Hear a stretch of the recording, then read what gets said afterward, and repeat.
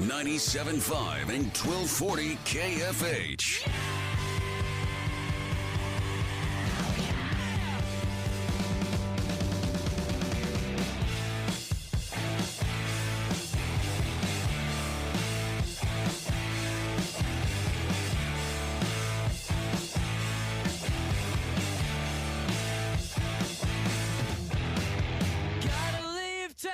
All right, welcome back in, everybody. We've spent the majority of our first hour on the NBA Finals. Happy to go back there with you at Game 1, 869-1240. If you missed any of the conversation, you can always go back and listen on the free Odyssey app as well. Just search KFH.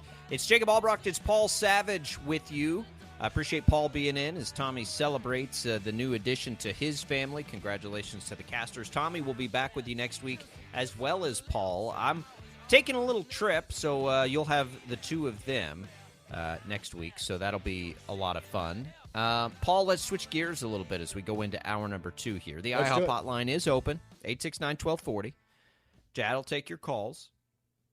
But, Paul, college athletics in the mix. Two things that we want to touch on here in this hour are, the contingency going to Washington to continue to lobby NIL, and then UConn.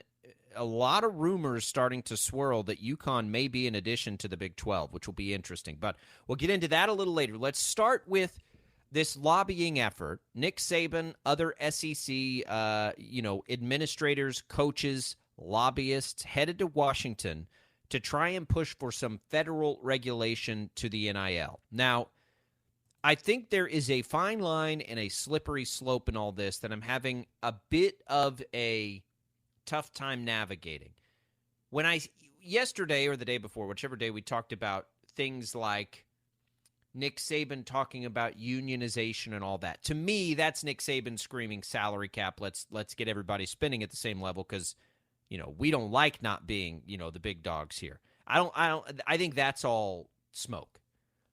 This NIL federal regulation stuff gets interesting, Paul, because states do have different laws, and that is a challenge. And that's a difficult challenge, right? What you can do in some states, you can't do in others. And so that part of it, and this is what, we've talked extensively with Kevin Saul about this. I understand that component and that challenge, and I don't have any problem with that component and that challenge. However, I do think there is far too much chatter involved in this that involves how much guys are making, right, in the transfer portal. And so I think those are two very separate things, right? We got this down to one transfer for free. I think that solves that for me. That's good enough for me. I don't want any more of this. You have to apply every time you want to leave. I don't like that. One time for free, and then you have to apply. I'm okay with that. As far as having an issue, though, with the Wild West nature of guys getting paid to play or how much they're making, again, we've talked about this a billion times. You better leave that part of it alone because that's that dangerous and slippery slope. So if you've got all these people going to lobby that are just lobbying for uniform rules state to state, okay. Let's not have any of those rules limit what players can earn, and I can get on board with that. But if it's anything more than that, if it's any sort of, effort to limit what players can make, we got a big problem. Right. And at that point, let's start talking about revenue sharing. Right. We have a caller on the line. We'll get to it in just a second. But I just want to point out one thing. We did this story, 2 days ago? I think it was 2 days ago. It might have been yesterday. Yeah, I think it was 2 days ago. We did this story with Nick Saban. I really thought, Jacob, that this was going to be a throwaway story. One of those little fun stories you and I always enjoy, which makes sports so special. These little stories that you don't know what's going to happen. And I really thought this was going to be one of those stories, a little throwaway story about Nick Saban. Well, man, I think I'm wrong. I think I was wrong on that. I think this is going to be a big deal. I think people like Nick Saban are going to throw their weight behind this kind of potential legislation from the United States Congress, of all people. I think they're going to try to do everything they can to put as many clamps down and try to get as many controls in place to control whatever young men are doing, however much money they can make, to wherever they can go. They're going to try to clamp down. They're going to become basically the United States NCAA. That's where I think this is headed. I didn't really realize it. I can't believe that I'm so wrong on a story. But the good thing was it only took me 2 days to figure this out. But I finally figured it out. Jacob, you were onto something. I think you always thought that this was going to be a real issue. I wasn't so sure. But I think now I'm pretty sure it's a big deal, Jacob. It's a big deal. Well, if you're, and I don't want to say it's the NCAA, but if you're the powers that be in college athletics, and you're trying to schmooze lawmakers, who's your biggest fish to do that with? Like, well, who is the guy that's going to walk in every room and lawmakers be like, oh my God, there he is. Let's try to be his friend. It's Nick Saban. That's Nick Saban. It's Nick Saban. Yeah. Gotcha. Yeah. No, you're right. And so I if I'm on that side of it, yeah, that's the first person I'd call. Like, Nick, we need you here. Like, come out. Yeah. So again, like it's what is the ultimate goal? Nick Saban individually, with a lot of his talk, again, unions, Nick Saban doesn't like that other people are spending more money than he is. Like, he doesn't like that. Like, that part of it is pretty clear to me. He consistently gripes about it and complains about it and calls out Texas A&M because Texas A&M spends all this money. I think I hope that we have two separate things happening here. I hope that he's not in Washington to lobby and go on this personal vendetta against some schools spending more money than Alabama because their stranglehold on the industry is loosening. It clearly is. That I'd have a problem with, and I'm not sure that that's not what's happening. But I'm trying to envision this scenario where Saban is there altruistically to figure out a way to, come up with some regulation that at least gives uniform guidelines, right? Here's what we can and cannot do. None of these rules that I'm going to mention limit what players can earn. Again, that's the elephant in the room. Does anything that's being talked about or proposed limit what players can earn?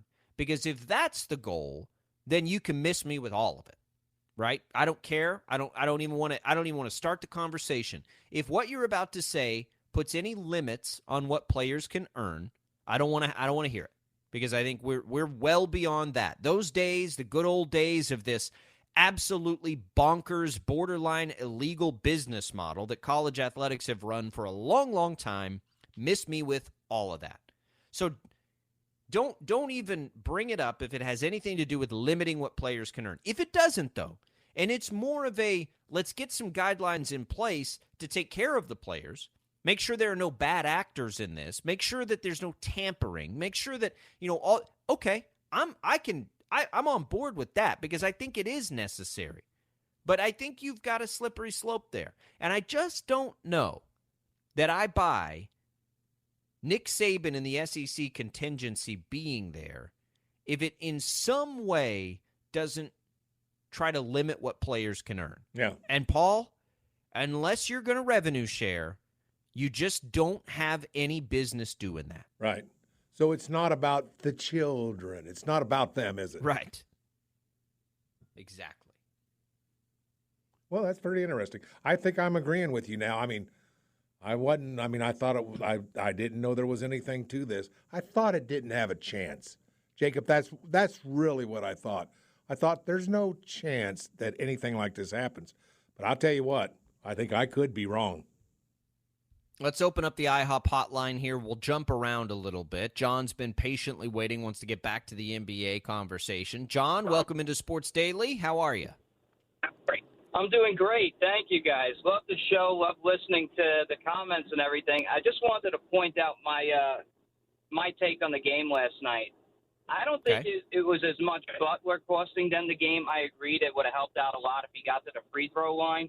But I could tell you in watching the previous series, Bam Adebayo played a lot better than he did against Boston. And Martin was having a world of trouble for Miami. Caleb Martin was not playing as well as he did against Boston. But the real problem in this series is Strus. The guy was 0 for 10 from the field, 0 for 9 from three-point range. And if you take those numbers out on their shooting, they shot pretty well as a team. Now, the big difference is when Tyler Hero, who could come back for Game 2, if he comes back in and this guy's averaging over 15 points a game like he was during the season, and he becomes a starter again and Strus goes back to the bench, you're looking at, even if he made a third of his three-point shots, if he made 3 of them, that's 9 points in an 11-point final. That becomes a 2-point game. And, Miami's not sitting their starters the last 2 minutes of the game.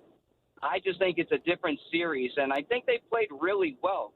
Denver likes an up-tempo game. They want to put it in 120 points a game. And Miami keeping them to 104 was really, in the low hundreds is a success. Well, that's a good take. Share my take with you guys. Jacob, that's a pretty good take, really. I think he's on to something there. It is. Go ahead, It for Jacob. sure is. Yeah, go ahead. Yeah, look, I think that the role players for Miami clearly have to be better. And I think the point, John, and I'm pretty sure Paul agrees with this, the role players can be great and it not be enough. It's hard to imagine Miami with sustained success in this series that doesn't start with at least Jimmy Butler being great.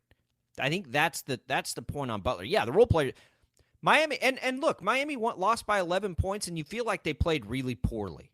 So, and that's why I don't want to definitively say this series is over, anything crazy like that after game 1, because I absolutely envision Miami playing better as this series goes on, right? And are they 11 points better within a game? I don't know. But I do think they can play better, but it starts at least with Jimmy Butler. And yeah, the role players are going to have to be good too. Tyler Hero's an interesting X factor. I don't know what Tyler Hero is going to do because he hasn't been there, right? He's been gone for most of the playoffs. So I don't know. And go ahead, John. No, I was just going to say thank you, guys. So I think he's going to make a big difference. But when you got a guy that's 0 for 10 from the field and 0 for 9 from three-point range. You're right. And the one other thing I wanted to note was that Jokic, if you notice, he didn't get his rebounds when Adebayo was in the game. He got the good majority of his rebounds in the game when he was out of the game. I mean, I was watching specifically just because I had a prop bet on Jokic's rebounds, so I had special interest in it. But he really didn't do the job against Adebayo. And Adebayo out rebounded him. So it could get interesting, but Gordon's the X factor because he just played phenomenal. Yeah, I'm going to start looking, and we appreciate the call, John. Good stuff. I think the prop I'm going to start watching is that assist prop for Jokic because he's clearly willing to not have to be the offensive force. And yeah, Bam Adebayo will make a difference, I think, in the rebounding. But good stuff. We're going to have call us, Monday morning, and John, and let's get through game 2, and we'll see if any of this stuff changed and if it made a difference in the series. Let's go to now, Jad. You may have to jump in here a little bit with us. Scott wants to talk about the NHL. 869-1240 on the IHOP hotline. Scott, what's on your mind? Best playoffs in sport, guys. The NHL Stanley Cup Final, and it looks like we're going to have a heck of a series here. Vegas Golden Knights have been pretty much rolling all year long. You got Florida that takes out basically everybody who is any power to the East coming together. The story of this playoff series is going to be Aiden Hill, the goalkeeper for the Knights. He was their number 5, basically, goalkeeper, and he had to take over in the middle of the Edmonton series when their Brassard got injured. And the kid's been amazing. The Knights' depth is loaded. They're loaded on all 4 lines. But you're going to get some guys over in Florida. Florida is loaded right now. They're getting everybody back. Have you guys been paying attention much at all? And do you have any thoughts on the way the series is going to go? Well, Scott, let me just point out what my buddy Jad Chambers has told me about this series. Florida probably has a better team, or a better goaltender. Las Vegas has a better team. Advantage Florida. Jacob, take it from there. Yeah, listen, I agree with you, Scott. I don't agree that I'm not going to sit here and say it's the best playoff series because it isn't for me. But I will tell you that I absolutely love the unpredictability of the Stanley Cup playoffs. I think it's amazing. I have enjoyed. There's not another sport probably that I can sit and watch, know nothing about the players, know nothing about the strategy involved, and know very little about how teams got where they are, and enjoy a game as much as I can just sitting and watching a Stanley Cup playoff game. That's the truth. I got you on that. I don't. before we go back to like Scott, I can't do that with soccer, No, Paul. I can't do that with like.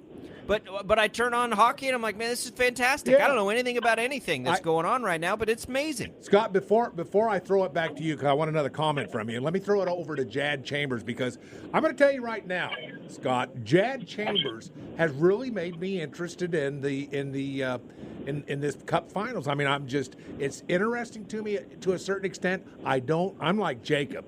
I'm really not very knowledgeable about it, but Jad has helped me along with the Cup playoffs. And Jad, your takes right now. You gave me some great takes. Give Scott a couple of great takes, and he's going to think we're all geniuses. Well, I don't know if he's going to think I'm much of a genius, because I was predicting a Colorado or Boston Stanley Cup win, both out in the first round. It was really kind of shocking to me how the whole thing turned out. I was not expecting Florida versus Vegas to wind up being our final, but now that that's what we have, you mentioned, I mentioned it to you earlier, we've got Florida talking about being a team of destiny is kind of what they're all talking about there, and with the guy like Matthew Tkachuk playing, you've got a guy that's, you talked about that X factor earlier when we were talking about the NBA, the guy who can make that clutch play right there in time. I don't think Florida's quite the team overall that Vegas is, but they've got Tkachuk, who has that X factor, and their goaltender Bobrovsky, he's been playing out of his mind.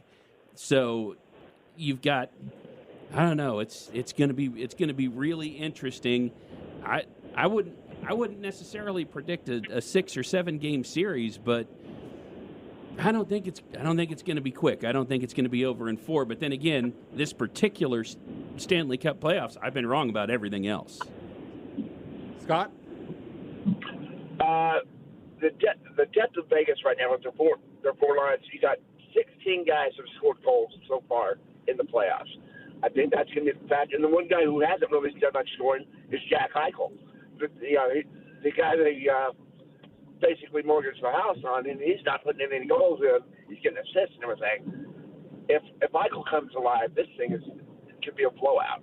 But you're right. The goalkeeper for Florida has been absolutely stunning, and then with Tkachuk and the Stahl brothers on the other side, they are starting to pick up their offense. So this should be one heck of a series.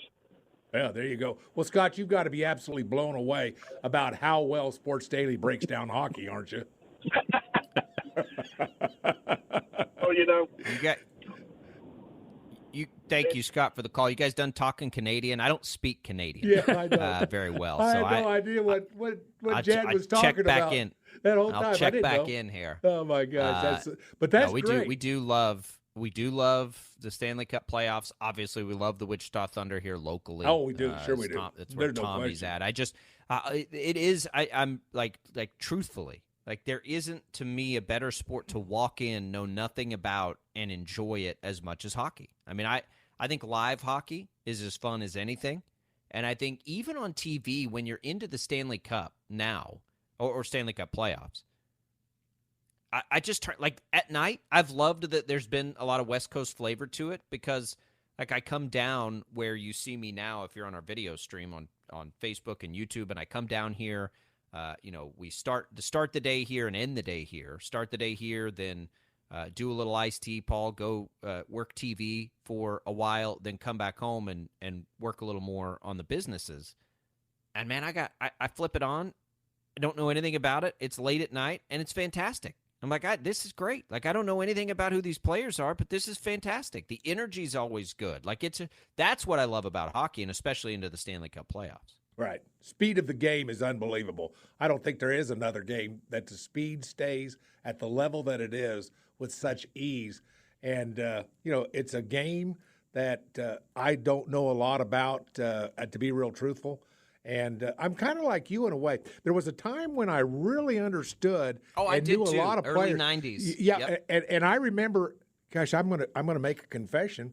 I even bought some wax boxes of hockey cards. Can you believe that? Paul Savage buying hockey cards. Yeah, I can imagine that because you're a collector. But I love it. And there was a time in the early 90s before the strike where I did know all the star players at least, and I watched a ton of hockey then. But then, you don't have time to know and follow everything. Some people do. I certainly don't. 869-1240 is the IHOP hotline. Appreciate those calls. We'll keep it open for you the rest of the way. Just finding out that we've got some tickets to George Michael Reborn, a tribute to George Michael and Wham! It'll be Saturday, June 17th at the Orpheum Theater. Let's give away a pair of tickets to that right here on Sports Daily. First caller during the break. Paul and I are going to come back. What do we make of these UConn to the Big 12 rumors that are swirling around? We'll hit that next. Get us a winner on the IHOP hotline and roll forward on a Friday here on Sports Daily.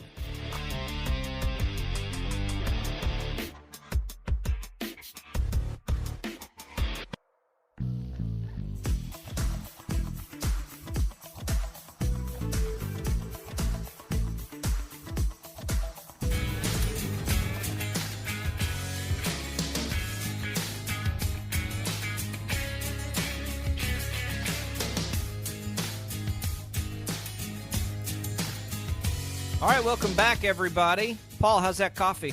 Well, I'm going to tell you right now, here's the amazing thing about going black. I really like this doing it this way. Do you know how much time I am saving in my life now? It takes time to get the creamer, pour it in, stir it, clean up your mess, set the cup down to do all this. You go in, you take your cup, you put it under the nozzle, you pull the handle, you walk away with the coffee. I'm saving 45 seconds per cup of coffee I am adding to my life right now. How about that? And I didn't ever really realize drinking black coffee extends your life. Yeah, it's one of those studies where you can find one that says it's good for you. You can find one that says it's bad for you. You can find all kinds of stuff. But if you use those 45 seconds you're collecting, Paul, go over to HTO and let them, if you want to get a creative coffee, let them give you one of the new iced coffees out there. Oh, yeah.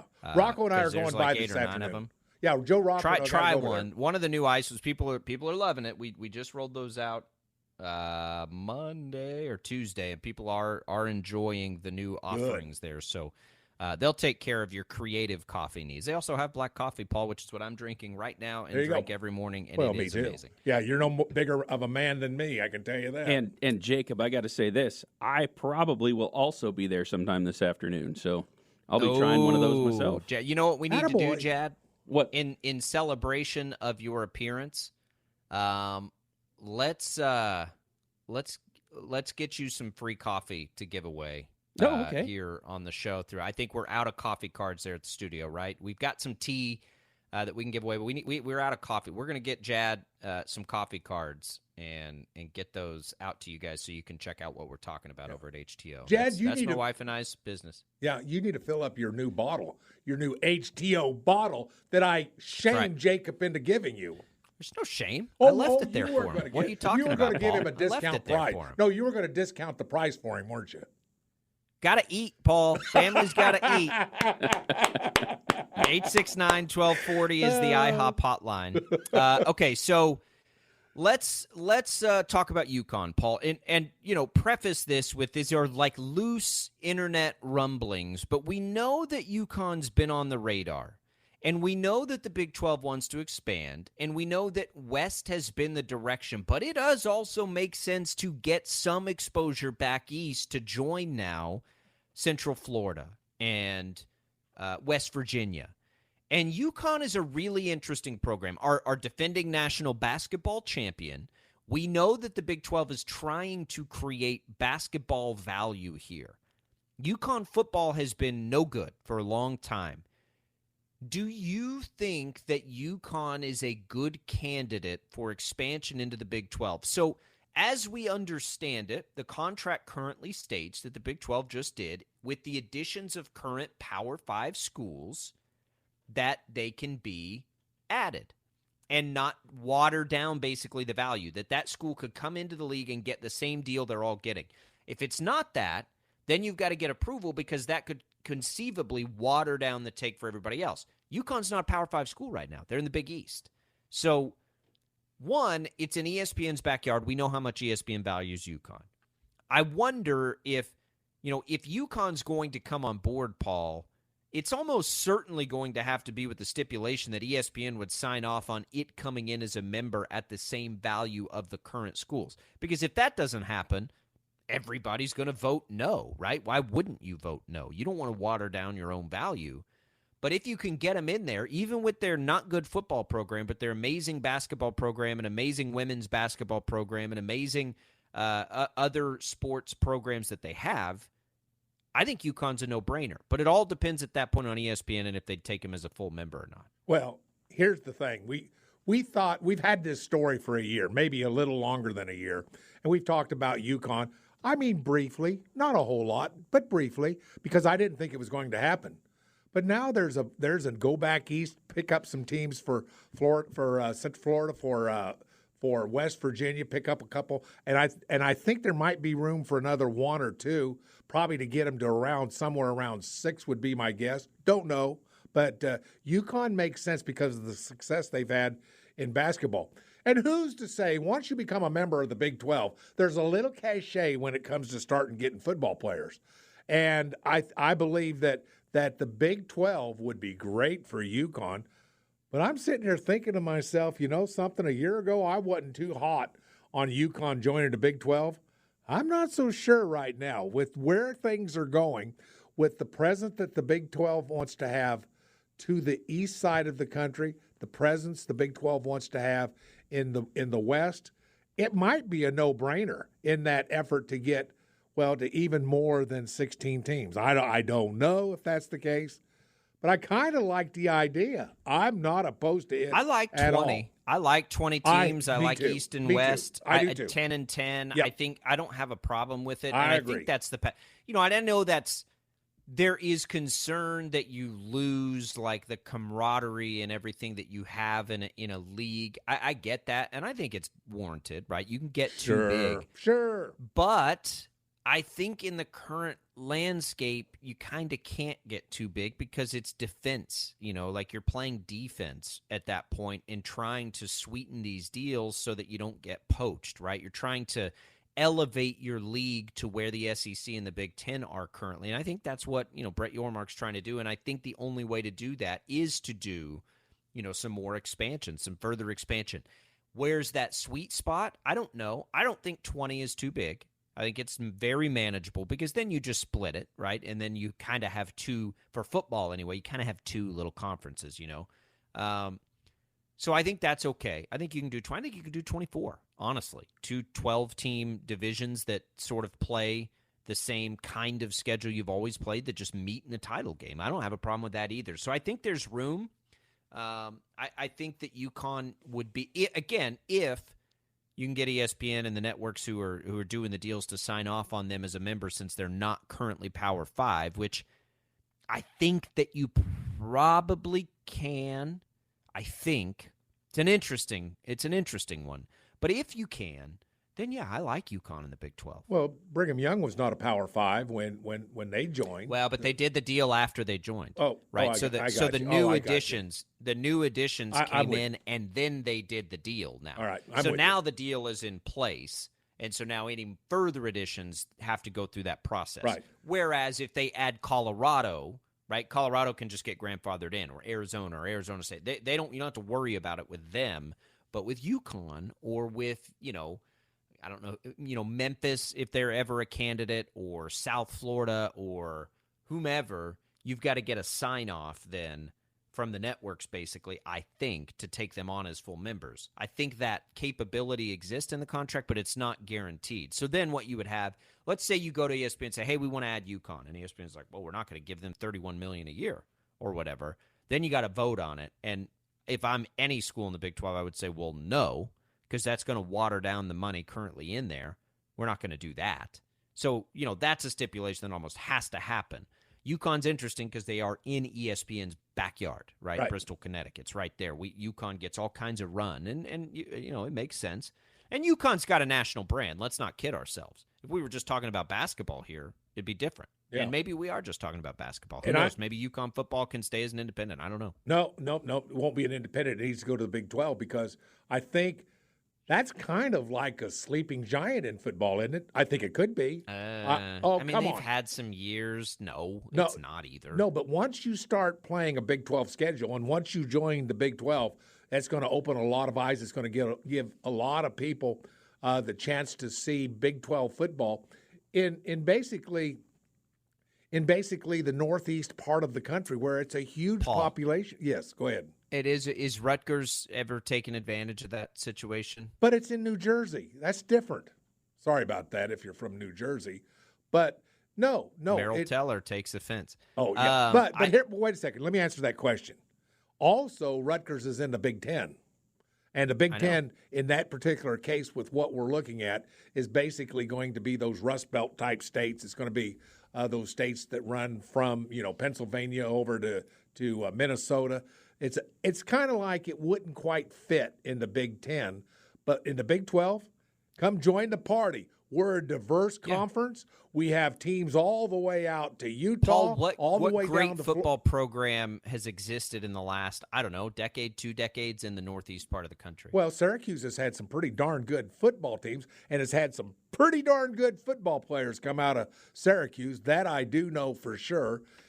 So I would say Syracuse would probably be one of those teams. You call Syracuse a great football program? Well, they've had their moments. Sure they have. Lots of teams have had their moments, but let's not beat around the bush here. That's not a great football region. Well, why can't it be great? Why you tell me why the northeast part of the country can't be a great part of the country? Let's say baby Paul Savage is sitting there as a 5-star recruit. All right. And I'm coming at you from Austin, Texas, or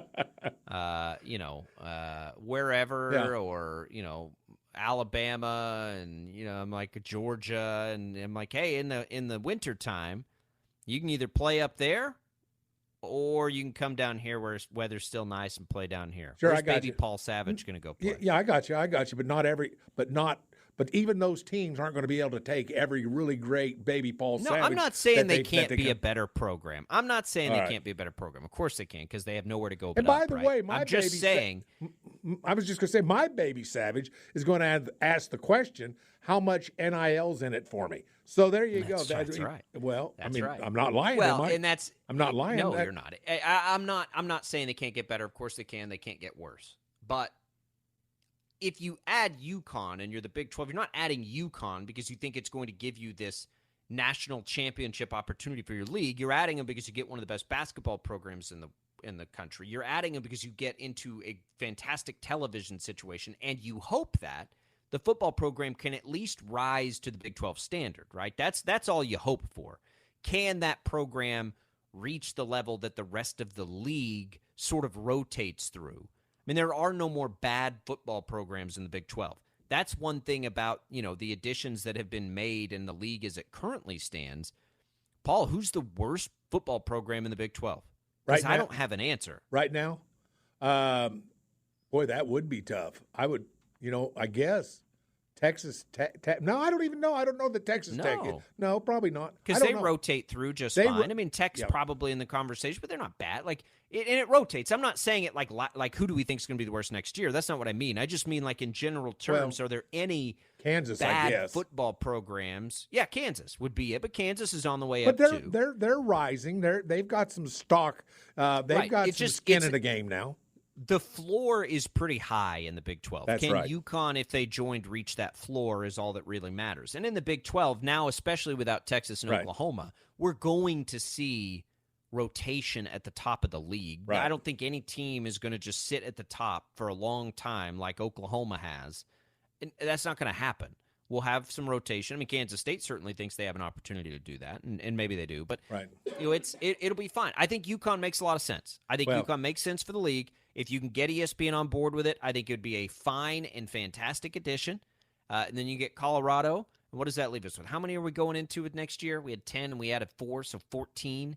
And we'll pretend like Texas and Oklahoma aren't there. They're already gone. Okay. Right. So what are you at, 12 again?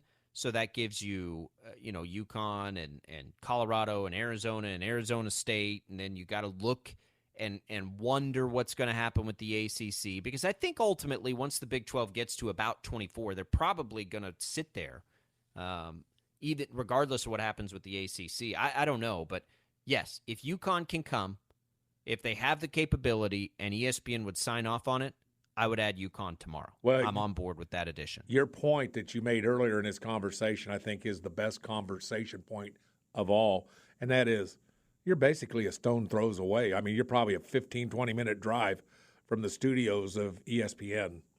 And I don't know how big that would be, but I'm thinking It's big. I'm thinking it's big. I mean, it's not big I'm currently. thinking- It's not. It doesn't make a difference for them right now. Not but now. I think it could with the right circumstances. And if you're Brett Yormark in the Big 12, You got that there right. is obvious interest to get on board with That's that. what I'm thinking. 869-1240 is the IHOP hotline. We're rolling through this Friday. We'll get you ready for the rest of the sports weekend. Any other odds and ends to get to? DeAndre Hopkins to the Texans, perhaps. An interesting wrinkle there. We'll talk about it all as we make our way through the final minutes of our Friday Sports Daily.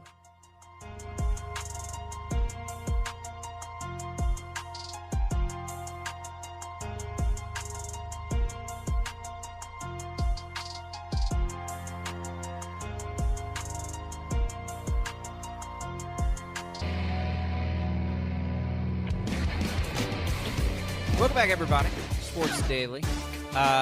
Chad informed me that he does have some coffee cards, some free coffee cards over to HDO. Let's give away a couple right now to we'll just do first caller to the IHOP hotline, 869-1240. You can try the hot coffee. You can try one of the new iced coffee offerings at HTO East only the East to get the coffee, which is at 127th and 21st. So Chad will get us a winner to that. Let me know what you think about it.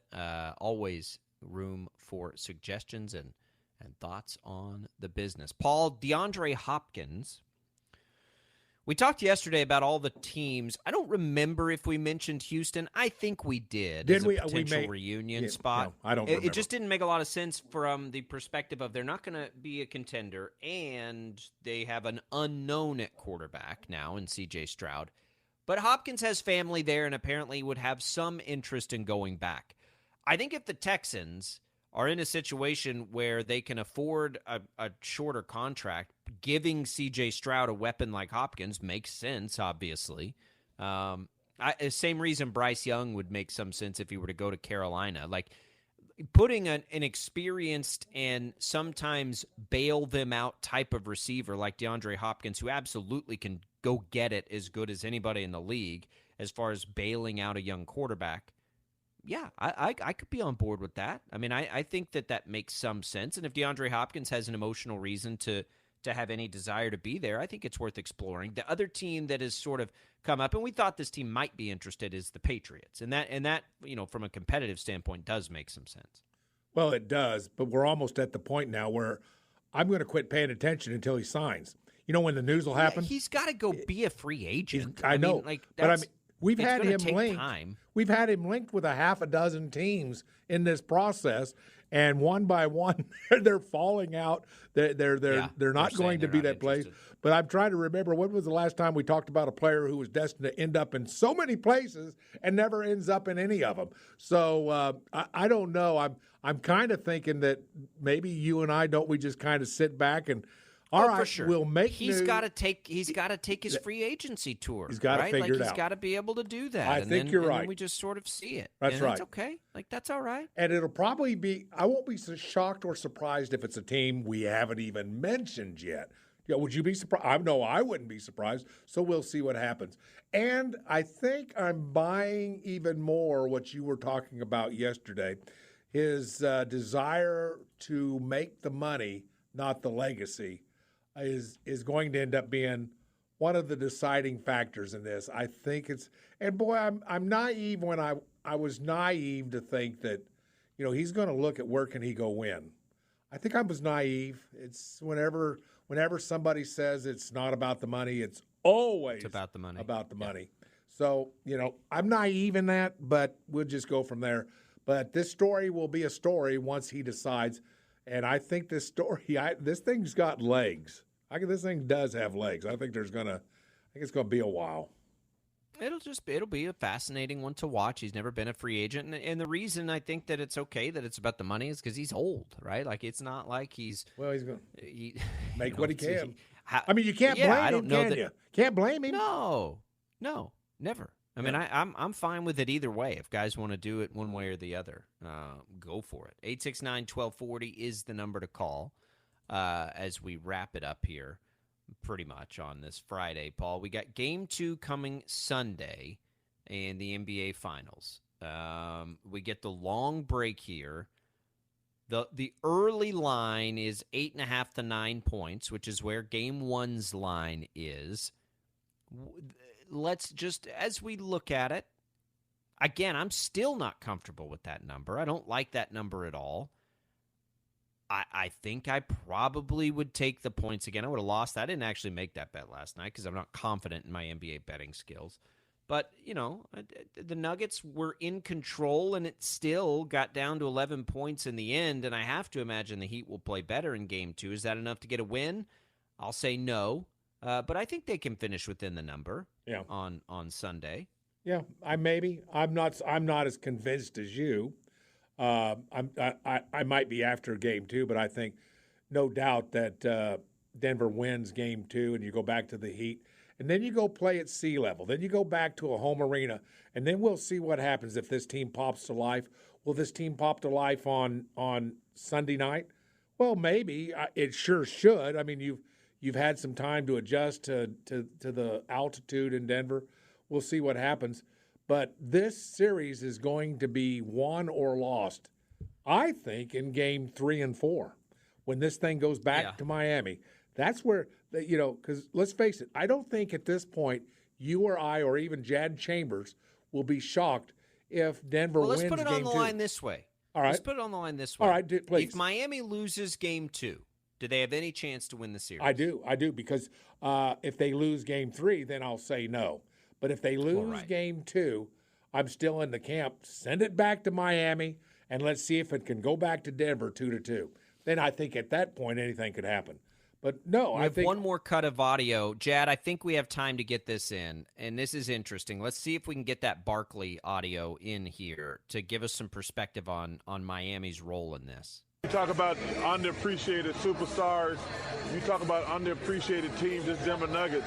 Nobody has believed in them all season, and they're here. And listen, if the Miami Heat are able to win this championship, it will be, in my opinion, the greatest run ever. Yep. For an underdog. Yep. For an underdog. He's right. True that. I mean, we don't see 8 seeds. He's right. They're underdogs. Don't overlook how big an underdog they are in this series. Right. We'll see. Game 2 on Sunday. We'll come back. We'll wrap it up on this Friday edition of Sports Daily right after this.